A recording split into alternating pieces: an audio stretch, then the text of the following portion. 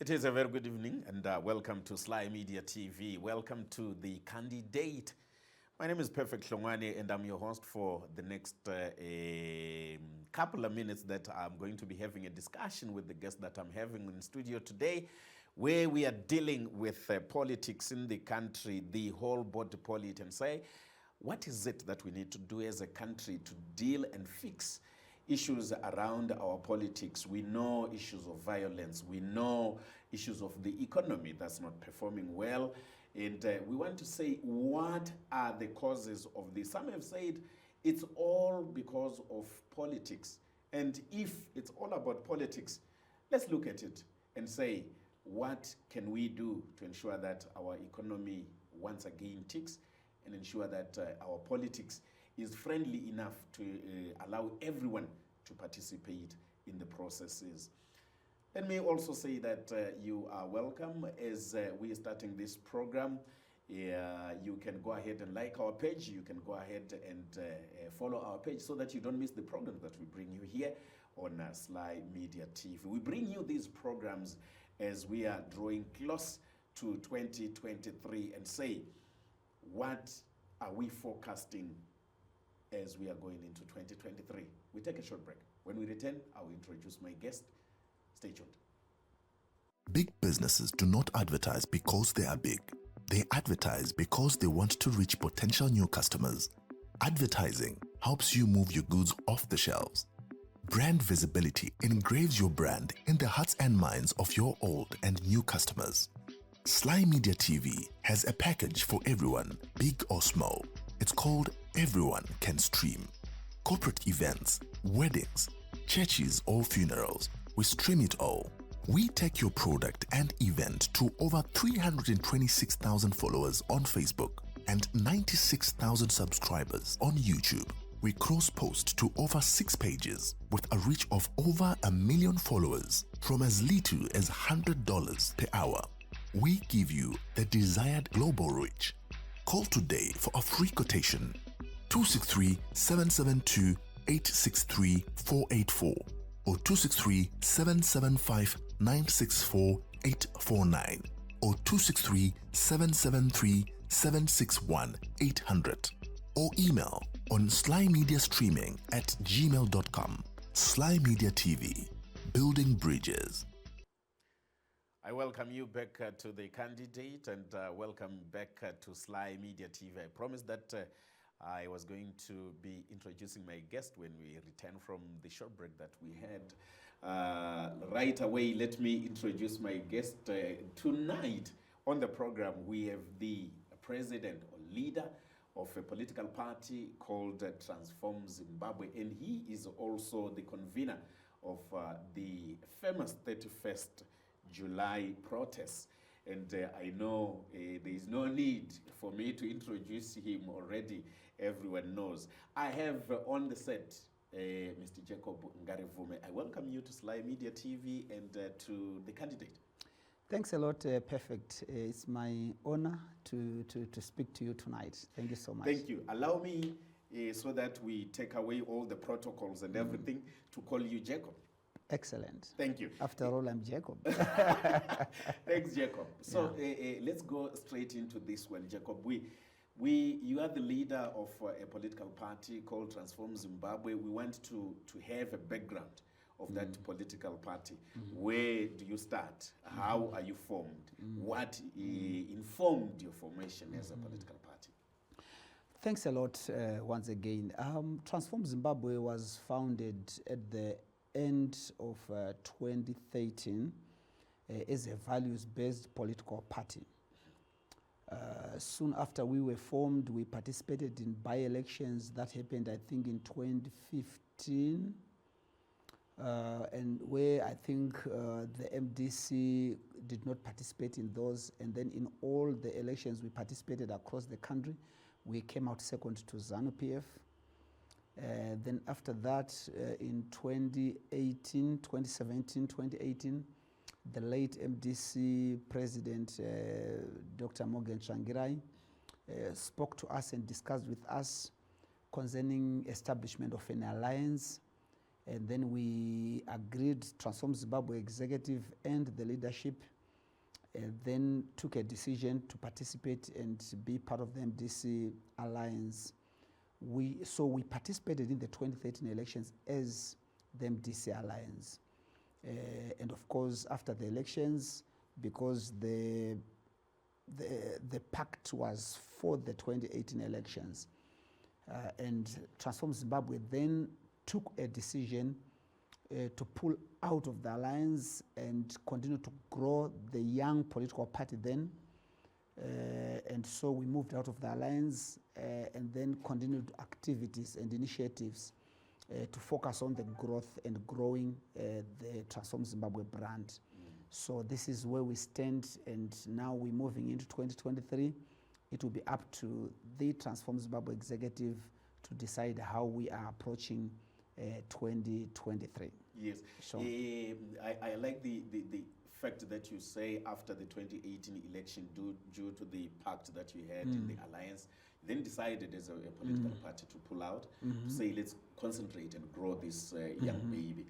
Are you happy with what has been happening so far with regards to the programs by the political party to grow it as an organization on its own? of course, overall, I'm very happy as leader of Transform Zimbabwe. Very happy that we have managed to do some programs, part of which is the 31st July movement is part of the programs that came out of the Transform Zimbabwe initiatives, because we said we don't need to focus on the baby, on the party itself, but we need to be broader, reach out to other Zimbabweans, reach out to a broader spectrum of the Zimbabwean society and community. And then we said, okay, let's base our programs on issues. Let us be issues-based. And one of the things we focused on, we identified and singled out the issue of corruption and said there is a lot of corruption in the country, despite the richness of the country, the blessings of God that we have, which are evident for everybody to see. But we remain one of the poorest countries in the world. Why? Of course, it's due to bad governance. It's due to the politics, it's due to many factors that every Zimbabwean knows. But then we said, one of the key things is corruption. How do we tackle the issue of corruption at party level? Then we said, let's reach out to other players, let's reach out to other people and focus on the issue of corruption, bring awareness to the issue. That's how we came up with the 31st July protests. We proposed July 31st, 2020 as a day of our anti-corruption protests, which many citizens joined, not as part of or as members of Transform Zimbabwe, but as citizens to say no to corruption. So overall, when I look at that, I'm very happy. But of course, I also have displeasure in that we haven't done all the things we wanted to do before 2023, especially when it comes to the issue of electoral reforms, which I think down the line we're going to talk about. We feel that we have not done enough as far as that is concerned. So overall, I'm very happy about the... Let's focus on the 31st of July that you pinpointed that day to say this is going to be our day to protest against corruption. What was informing that decision to say 31st will be the day? 31st is a day that a team of Transform Zimbabwe leaders came up with. I sat down with, by then, as soon as we decided that we want to focus on corruption, we reached out to other Zimbabweans from outside the party who agreed and said, yes, this is a noble issue, let's go for it. And then we decided to come up with a date. I think we had no more than 5 people that we said, okay, fine, which date do we set? We set up the 31st. And of course, after that, it was very interesting that lots of theories and conspiracies came about to say this was chosen because of this. But it was simply a date chosen from where we were to say, let's go into the streets on the 31st of July. And of course, it became so infamous that it has now become a movement. Corruption, like you rightly said, is one of the things that really are denting and bedeviling this country. Now, we want to find out from you, how deep do you think this scourge is? And what do we need as a country to fix that? You see, to talk of how deep the corruption scourge is, would be an understatement. You see, corruption has become part and parcel of the Zimbabwean state. You know, all the state institutions, the executive, you know, is collapsed into corruption. They survive on corruption. I mean, you know it. As you are driving in the streets every day, the cops are... So the other day, I'll be specific. The other day, I was coming in from Mutoko. Yeah. Then I had stopped over for meetings and other things, and then we decided to come and honor an early morning meeting in Harare. So we traveled overnight. And then as we were getting onto the Enterprise robot, and then there was a police roadblock, and then cars were queuing. And then police apparently were saying, you are traveling after curfew hours. Curfew hours. Then they said to me, this is past curfew hours, and then so you got to come out and pay a fine or something. Then meanwhile, they blatantly and clearly, they had not realized who I was. Yeah, yeah.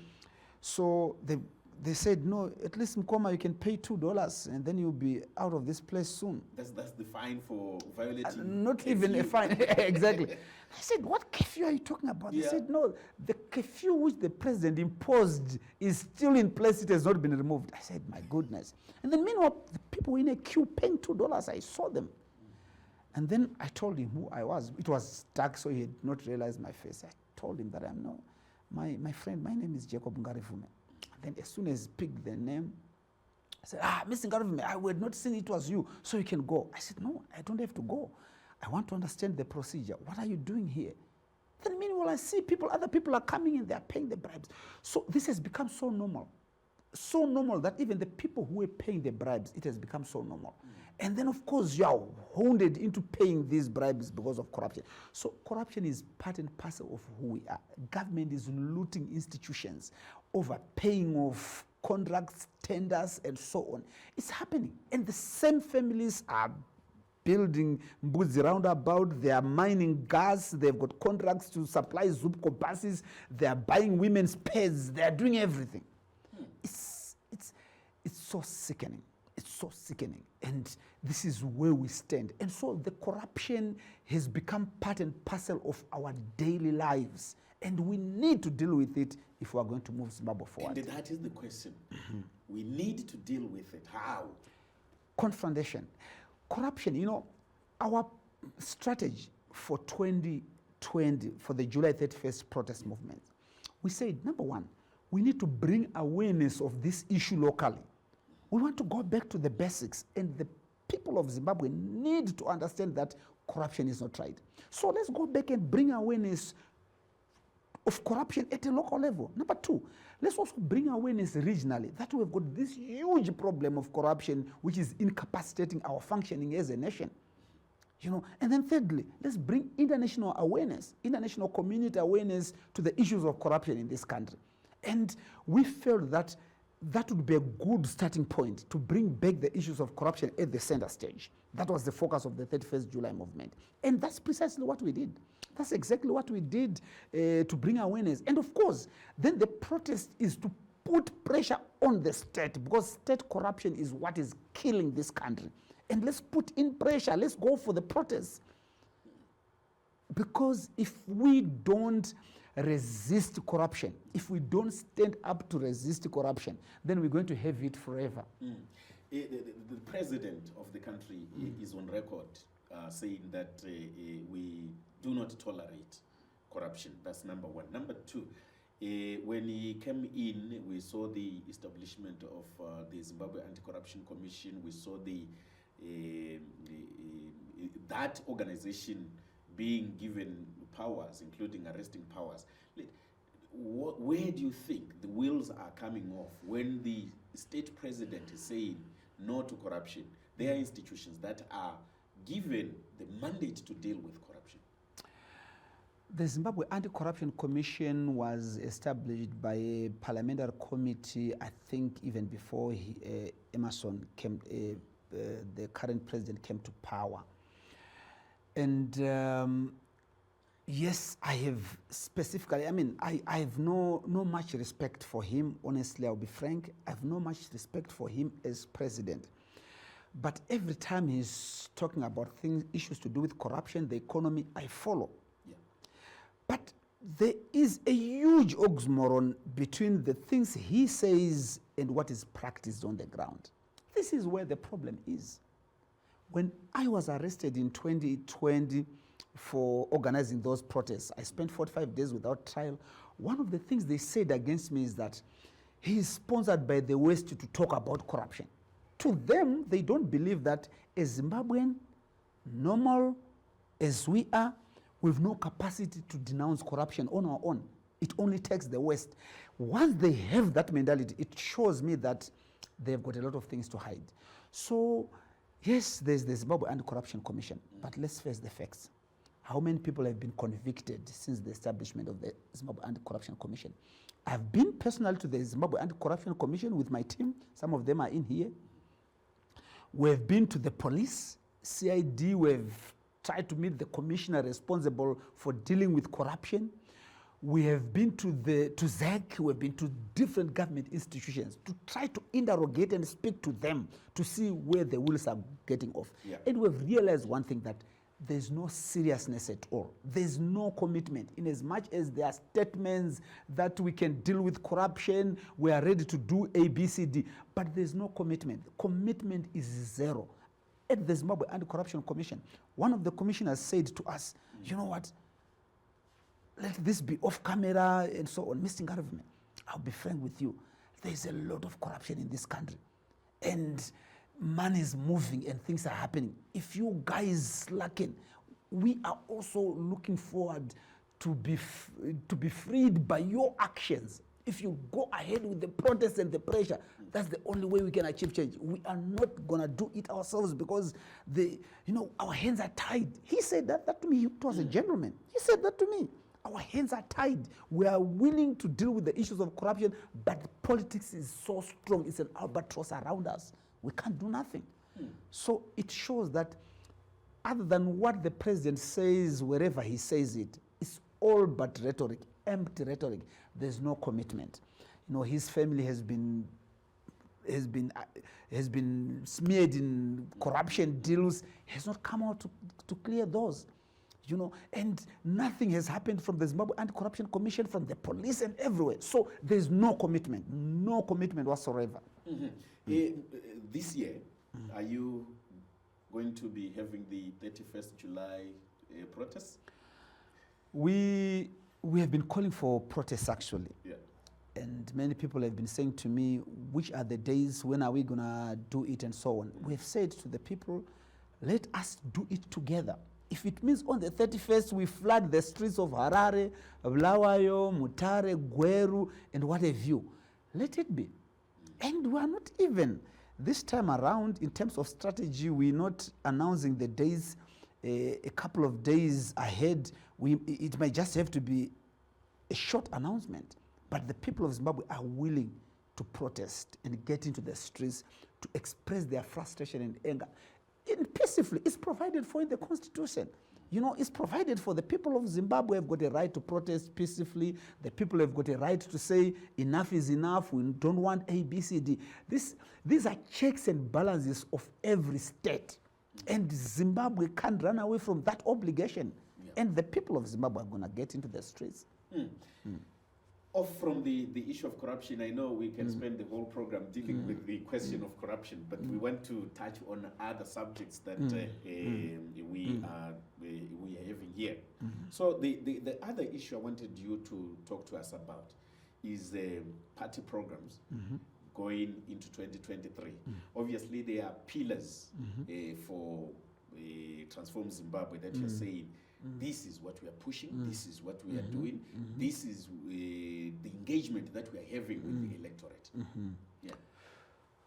Yes, I think, let me say, I said we participated in the 2023 elections as 2018 elections as MDC Alliance. Yes. And we're getting into 2023. So obviously Transform Zimbabwe is mapping a way ahead to say, how do we participate in 2023? Do we again work with others? Do we participate on a platform, on an aggregation platform with other like-minded political parties? That's one issue that the leadership of Transform Zimbabwe is dealing with, is seized with. And then also, we are top on our list of issues we are dealing with prior to 2023 is electoral reform. Yeah. We are very much aware that the electoral playing field is uneven. And if we were to get into 2023 with such an uneven electoral playing field, it would be a waste of time.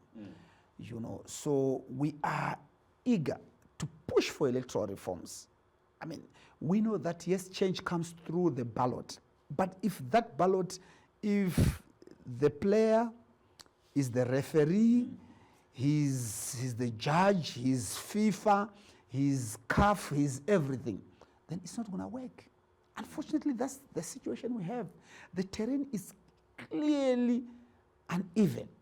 If you look at the political arrests that are going on in the country, and of course, we can't proceed with this program if we don't bemoan the illegal arrest of my friend, brother, and colleague Job Sikala, Godfrey Stolle, and others.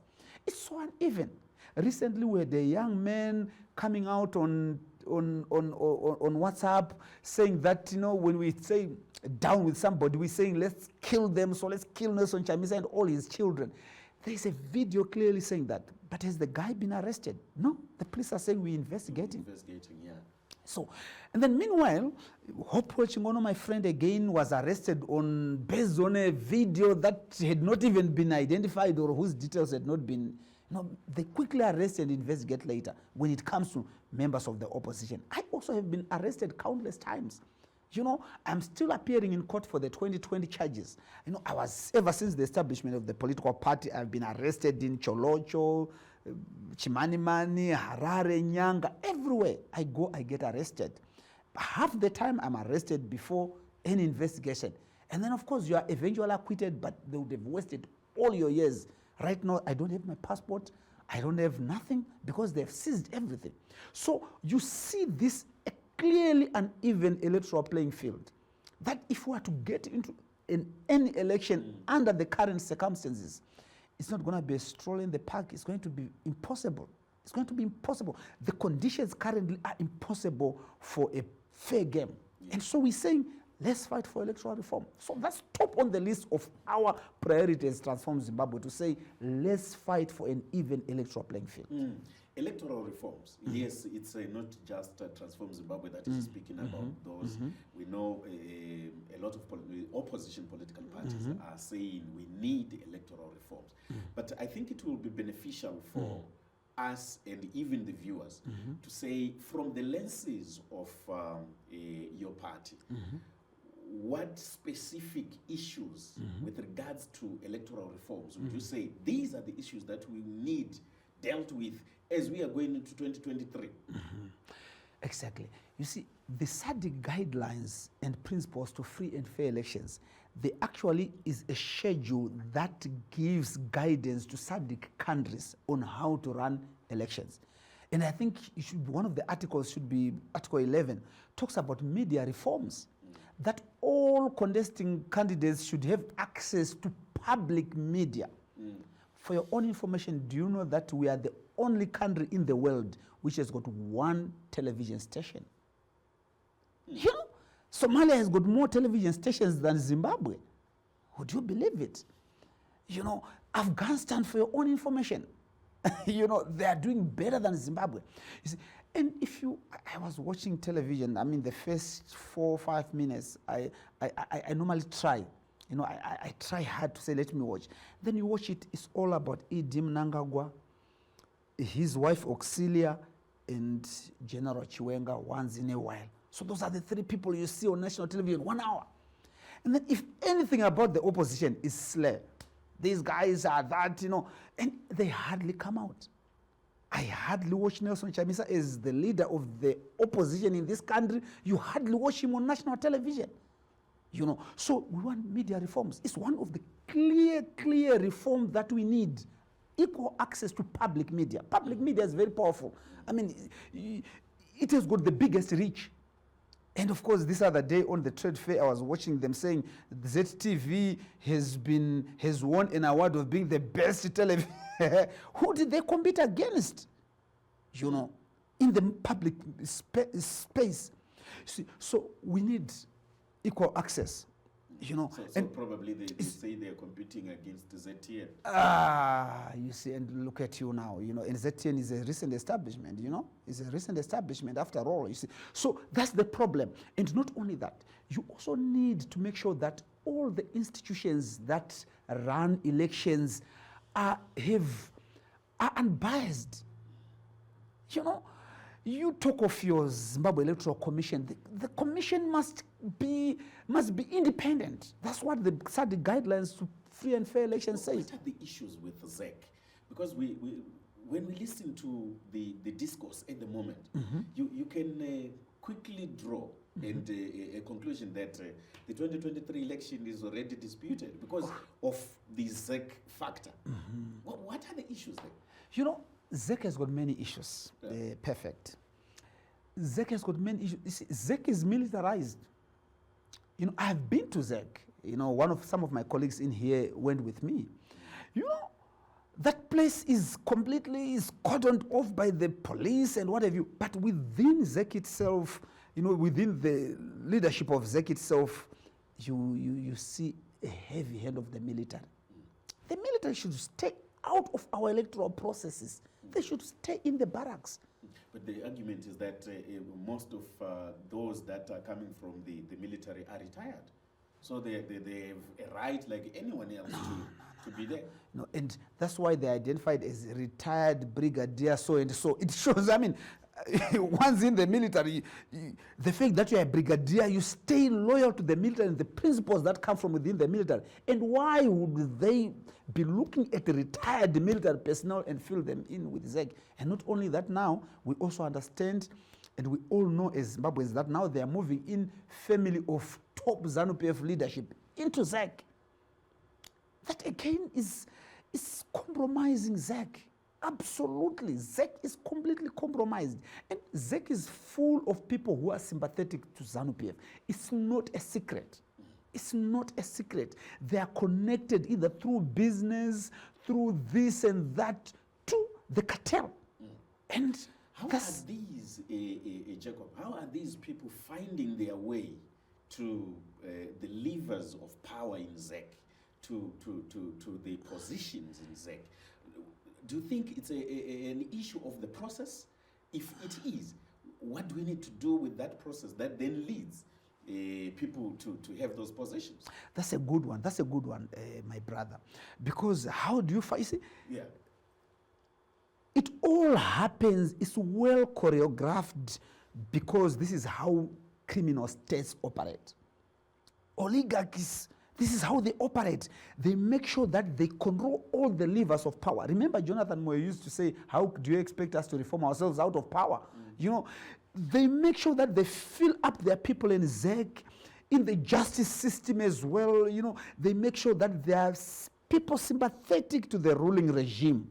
You know, so it's so deliberate. Everything is done deliberately where they put these men and women to occupy and control that space so that they make it impossible for any alternative voice.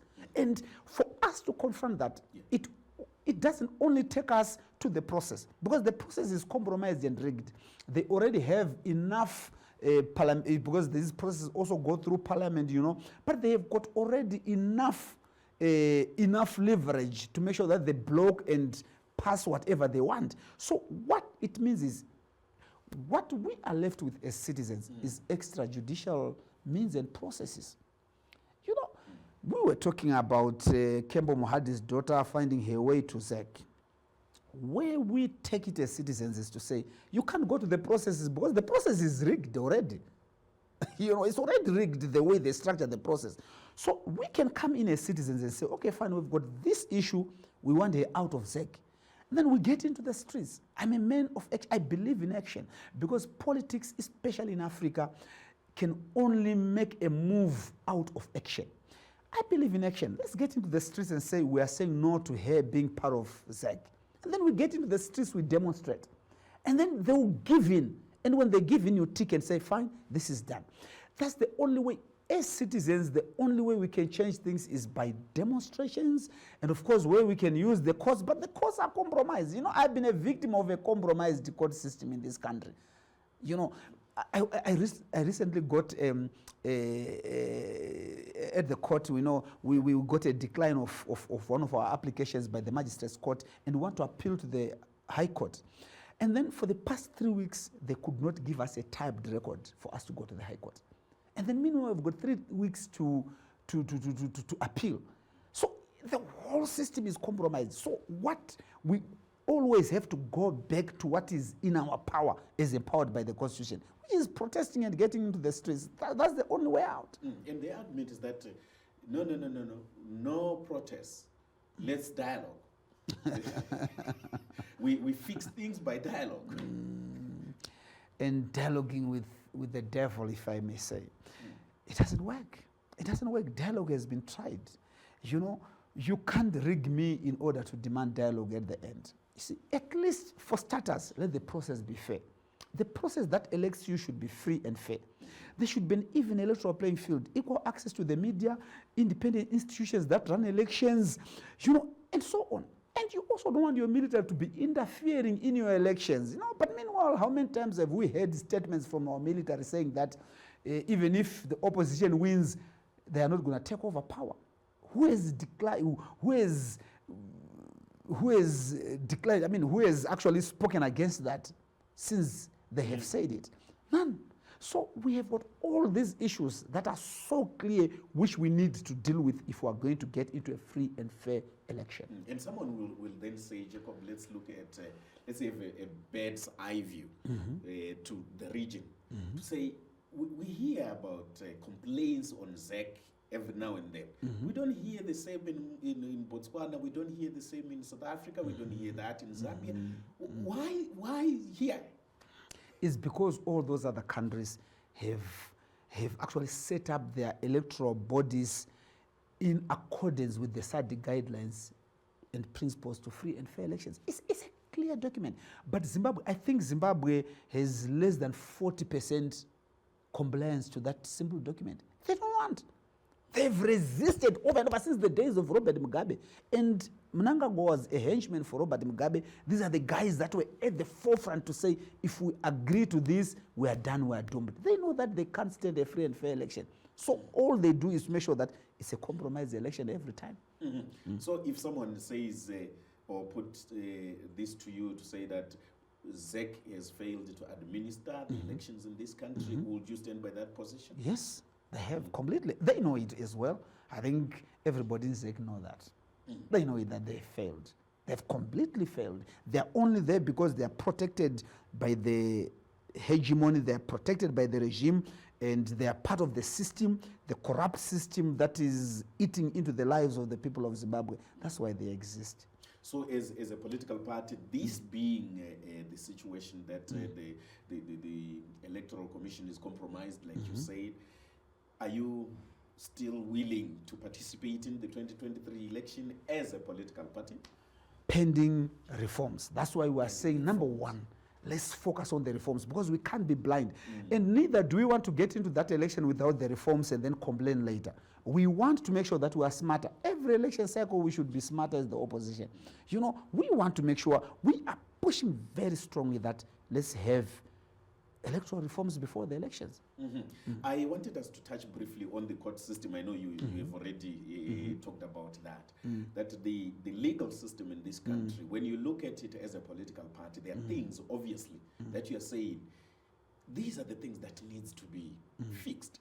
If our legal system is going to be what you envisage, what are those? The legal system is one that has worked with the system and the regime so much to do disservice to the people of Zimbabwe. And like I've said earlier on, I've faced this firsthand.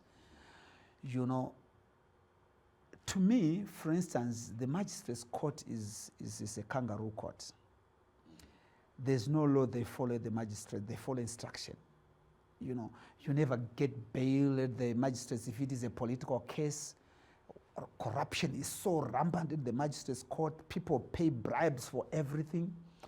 you know, and a lot of things happen. And for starters, you want to make sure that you have got a credible justice system in this country. The Judicial Service Commission should make sure that they create a credible justice system. This is what they should deliver to the people of Zimbabwe, according to the Constitution at least, you know, and they don't have that. And issues of corruption in our justice system are real. They are real. You know, that's why you would, criminals who have been hiding and running away for 20, 30 years, you know, they go to the courts, they get bail the next day, and they're on the run again. And then meanwhile, those Zimbabweans, eminent Zimbabweans, or bona fide citizens like you and I, who say no to corruption, you are incarcerated for saying that, and you are on trial for the next 2-3 years. I mean, you are on remand for the next 2-3 years without trial.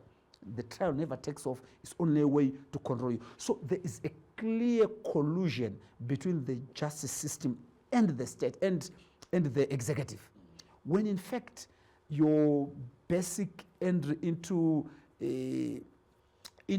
governance would tell you that you need to establish a separation of powers, you know, whereby your judiciary should be independent from your executive and your legislature. But the judiciary and the executive are convolved into one thing, which is very unfortunate. It is one of the things that you clearly would want to separate first before you are able to move forward the justice system in this country. The economy. Let's look at the economy, the performance of the economy. I would want to draw you to say from 2018 to now. When we look at the performance of the economy as a participant and a player in the politics of the country, how would you characterize it? The economy in this country, perfect, is run by criminals. And these criminals and cartels, they make sure that they run everything to their satisfaction and to their, you know, it's an opportunity for them to loot. If you look at, you see, because what needs to be done to make to run this country or to make the economy tick is again basic. And every Zimbabwean, even if you have not been at an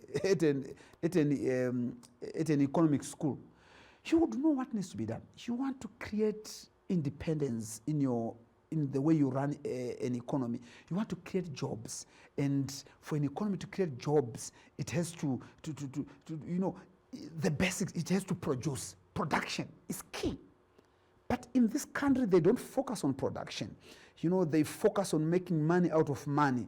I mean, the current gold coins are clear part of what the cartel does, what the oligarchy is doing to make sure that they siphon money out of this economy. You know, they are selling gold coins using a valueless RTGS, which they control the exchange rate, which they can manipulate and buy more and keep and hold to themselves, which is criminal. But what can be done is very clear. You know, you need to run the economy in such a manner that this is a modern world that we're living in. You want to make sure that you build your production. You make sure that you are able to produce. There's no economy that can grow which does not produce. And what are we producing? Even toothpicks at home, they are written made in China. I mean, we can't, as a country and as an economy, we can't produce even toothpicks. You know, we import all these things. We are trying to import. We are trying to run around importing things and so on. But when we need to be focusing on production, but meanwhile, where we need to produce has been run down again. Your Zisco steel, your parastatals, and everything have been run down by corrupt criminals who are running this economy. So there's no way at the end of the day you would see sanity. No matter you get a professor from Mars or from the moon, there's no way they can, at the end of the day, if you come and join, you know, let me try to find a better word for them. I don't want to continue to, you see, if you come and try to work with them, you have to be like them. You know, if you join Zinyao, you have to be like a Chigure. And we saw Mutuli Ngwe from being a professional economist, now he's a top Chigure in terms of the economy. The economy, the things he says do not make sense completely. And then you say, how does a man transform in so few years to become such, to become a monster, an economic monster. Why? It's because it's the system. So the economy does not tick because it's run by people who are focused at nothing but looting that same economy. Yet the same minister, Mtuli says actually that in terms of our exports, we've grown our exports. Do you think that there is a silver lining in the economic activity of this country? No, my brother. If the economy is ticking, it doesn't need us to analyze and try to identify what is working and what is not. An economy that is ticking is there for all to see. You don't need to be an economist for you to see that things are working. My gogo in the rural village of Bubi, she understands and knows an economy when it is ticking.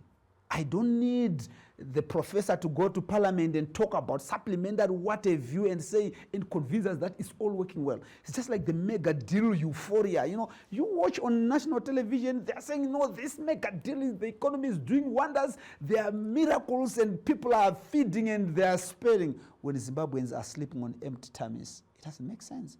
When people are, you saw the car that I came with? Very small. If you can get me a smaller car, brother, let me know. Because now I can't even sustain fuel for a big vehicle. For the one that you brought? Yes. It's so small because it's fuel efficient. This is what we're using now. It's because the economy is not ticking. I can't even afford the fuel, for your own information. So I don't need the professor of economics to tell me that things are working. If things are working, it should show. And even also the faces of my brothers and sisters I saw in here, you can tell that the economy is not ticking. If it was ticking, I tell you, all these brothers and sisters would be shining and, I would have been kissed 100 times when I walked in here.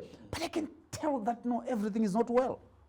Such is the situation we are in. Because we're coming to the end of the program, our last issue that we want to discuss, and this I want to know from the lenses of your political party and probably from you as a citizen, the issue of sanctions. We know this has been going on for a long time, sanctions against the country. What is your position with regards to that? Sanctions against the country. My understanding is that those sanctions are targeted against individuals and their conditions under which they can be lifted if those individuals adhere to certain principles or ideals that that created the condition for the imposition of those sanctions against the individual. But if you were to talk about sanctions against the country, there is no individual who would want any sanctions against the country. I personally would not want Zimbabwe to be sanctioned for whatever case. So I would condemn any sanctions that are against the nation of Zimbabwe, because I'm a Zimbabwean. I live in here. Despite all the things they say, recently they were saying I was in Johannesburg training people to, meanwhile I don't have my passport. They are holding my passport. I go to court once every 3 weeks and I report to the police weekly. I first heard the news when I went to the police that, they were looking for you because, they say you're in Johannesburg. You had gone to report for exactly. I said, because I'm in Johannesburg. They said, yeah, you are supposed to be in Johannesburg. They'll be picking you soon. I said, my goodness. Meanwhile, I'm here and I'm around. Yeah. So, my point really is to say nobody would want any sanctions against the country. But, the problem with ZANU-PF is that they have been fighting everybody. They've been in fights with the West. They've been in fights with whoever. And then in those fights, some of their individuals get sanctions imposed against them. And then, of course, they always come back to the nation and try to drag the nation into it and say, okay, if I get sanctions as an individual, you all suffer, my assets should be free in Switzerland, in the United States, and so on. You can't have your cake and eat it. You see, I honestly condemn any sanctions against Zimbabwe. I would never accept that. But of course, if they have conditions set on them and they are asked to do A, B, C, D in order for that to be lifted, those individual sanctions, no, they have to deal with it, honestly. That's not my problem. They have to deal with it. But of course, the same individual who is sanctioned He's the same guy who is looting now. He's concentrating more on looting so that he covers the gap of the assets that have been frozen in the United States and in the United Kingdom. So we, at the end, we suffer more because he's more vicious in looting the resources we have in this country. So for that reason, I would really wish that those sanctions are lifted so that they loot less. But otherwise, to me... Okay, yes, we have come to the end of our program, and let me give Mr. Ngarivhume Jacob, he allowed me to call him that. Let me give Jacob an opportunity to give a message to the electorate as we are heading into 2023. What would you say to the electorate? You can face the camera. Sure. Yeah. Thank you so much, Perfect, my brother. This was a great opportunity to be with you. And to the people of Zimbabwe, let me say 2023 has to be a different election. And it can only be a different election if you, as the people of Zimbabwe, number one, you register to vote in your numbers. And then number two, you want to fight for electoral reforms. Don't fool yourself, and let's not fool ourselves as citizens to get into that election without reforms. Let's push for the reforms. If it means we're going to take a couple of months and get into the streets and campaign there and demand for electoral reforms before 2023, so be it. So that we get into that election with electoral reforms. Let's not get into that election without electoral reforms. They rig the elections like they always do. And then thereafter we cry that the election has been rigged. That song has been played over and over. We are sick and tired of it. Let's gather our courage. Let's get into the street. Let's make sure that we devote a month or two to be in the streets and demand for electoral reforms. And even also the voter registration. It's manipulated. They are manipulating the voter registration. People don't have IDs. They are making sure that ideas are available only in rural areas where they feel they are stronger. So we need to deal with all those issues before 2023. So let's approach 2023 with a difference. Let's not use the same old tactics that we've used and they have not worked. This time, let's make sure that we demand a fair election that will usher in a new Zimbabwe. And it's all within your power. If we come together, irrespective of who we are, even if you are Triple C, ZANU-PF, Transform Zimbabwe, whichever political party, Dagi, and what have you, we can come together as the people of Zimbabwe and fight for an even electoral playing field. And it's the only way we can get into an election and win it, without which no one shall see a free and new Zimbabwe. Thank you. Thank you so much. We have finally come to the end of our program this evening. Let me say thank you so much to our viewers. You can keep on or continue sending in your comments, your contributions, and we'll make sure that Jacob has sight of those, and we are also going to be reading those contributions. However, let me say thank you so much for the time. Thank you for coming to Sly Media TV and coming on the candidate. I hope that we're going to have more discussions going forward, going into 2023. Appreciate it. Thank you so much, my brother. Definitely. My name is Perfect Hlongwane. We have come to the end. Have a good evening. With 2023 beckoning and the election frenzy in the country becoming more stronger each day, politicians are increasingly becoming visible, making more and more promises. Primary education from grade 1 to grade 7 must be provided completely free. Every village, in 3 years, there will be a ball in Orana Sola. Patinongopinda tunhu chekutanga kukudzorerai pamakasiyiwa navamugabe. Toda kudzorera maticha kwavaiva kwokuti ticha aizikanwa semunhu aitenga zikoti zheadmaster nenyaya yokuti anga ane udzamu nejikiniki. But are these promises going to be fulfilled? The electorate is pondering on who to vote for in the council, parliamentary, and even presidential election. We bring you the candidate, where we interrogate their plans, their manifestos, their programs, to make sure that we give you information to make a choice on who to vote for. The candidate on Sly Media TV every Wednesday from 6 p.m.